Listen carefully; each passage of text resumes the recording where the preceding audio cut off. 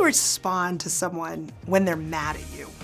It's a tough question because they can bring a lot of emotion at you. Well, first of all, recognize that we typically have two different kinds of responses, and both of them are pretty wrong.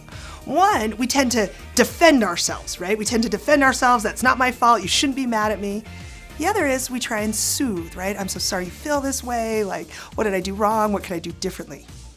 Neither of these responses is really great though, because underlying both of them is us taking responsibility for their emotions, for their anger. We defend and we say, hey, I didn't do that. You shouldn't feel that way. I'm taking responsibility for your emotions and telling you not to have them. The second one, I try and soothe. Oh, you feel that way. I'm sorry I did that. Again, I'm taking responsibility for your emotions. Neither of those are okay because here's the thing. You are not responsible for someone else's emotions. You're responsible for your actions.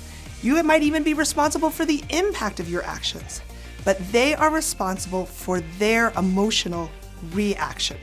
So the first thing you need to remember when someone comes at you mad is that they are responsible for their emotions and you're responsible for yours. Now, that doesn't mean that you can't engage in a really productive conversation with them, and here's some ideas about what you can do. First, think about acknowledging their reaction. I can see that you're really angry.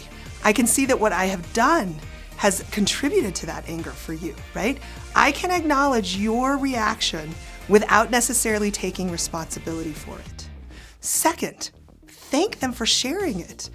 You can't resolve problems unless you start talking about them. So if someone is angry at you and they come to tell you about that, you should honor that. You should affirm that. You should say, thank you. I know this is difficult. I can tell these are really strong feelings for you. And I am grateful that you would come and share them with me. And third, ask them for their way forward, right? You don't have to solve this problem. I can tell you're really mad. What would be some suggestions of things that would help us move forward on that? Finally, one last idea. It's always the tricky one. What do you apologize for and what don't you apologize for? Right? We need to take ownership and responsibility for our actions and the impact they have, and if an apology is warranted, make it. But sometimes someone's gotten mad and you don't think you have anything to apologize for. In those cases, don't. What you can do is express sincere regret or even sorrow that something has caused a drawdown on the relationship. I can tell that what's happened here is drawing down on our relationship, and for that, I'm really sorry. So again, take responsibility for your emotions, but don't take responsibility for theirs, and you'll be much more able to calmly, coolly, and productively engage when someone is mad at you. Thanks for watching. Visit cruciallearning.com/saythat for more tips and resources for how to speak up when it matters most.